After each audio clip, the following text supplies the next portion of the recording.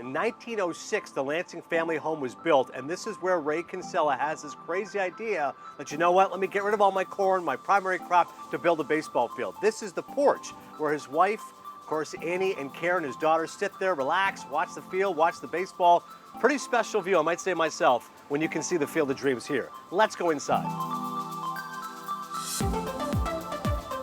Domestic bliss here in the kitchen. You remember that scene where Ray and Annie are washing the dishes, they're doing it together, drying out the dishes together? Listen, Kevin Costner may be a man who's willing to dig up his field, but he's also a man looking to do the dishes. Check out this cool little snow globe here. Field of Dreams, Dyersville, Iowa. A nice little trinket here that we found in this kitchen. I know, Kevin Millar, you're wondering one question. Hey, you're in the kitchen. What's for dinner? Well, let's just see what's in the fridge here. Okay, well, looks like we've got 2 bottles of ketchup, so we're locked in there. A little coffee mate, mustard, and oh, hey, this is just for me. From Canada itself, that's right. 100% pure maple syrup. This movie goes down nice and sweet. So this is the family room for the Kinsellas, and it's a really great scene early on in which Karen, the daughter, is watching the television, and she's watching a Jimmy Stewart movie called Harvey. And you see Jimmy Stewart say, and all of a sudden I looked up and I saw a great big rabbit.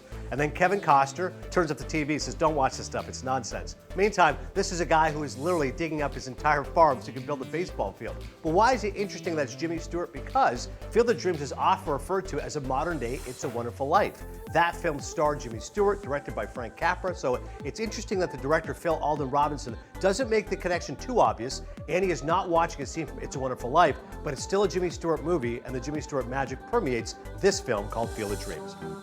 Ray Kinsella's journey is all about reconciling with John Kinsella. How cool is this picture, Dwyer Brown? But this moment here on the stairs is critical because this is when we think maybe the journey's over. Annie isn't convinced. Why exactly does Ray need to go to Boston? How is Terrence Mann wrapped up in this journey? And as Kevin Costner implores her up the stairs, listen, I've got to go to Boston. I understand I'm about to lose everything. And she tells me she had a dream in which, is Fenway Park, is that the one with the big monster? Yes. She has the same dream that he has. She runs up the stairs and off the journey continues.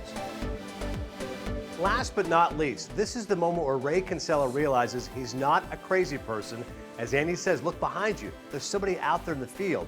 Yes, indeed, Karen is right, his daughter, Shoeless Joe Jackson, is out in that field, and that's where Ray Kinsella realizes, maybe he's onto something. Look at that view.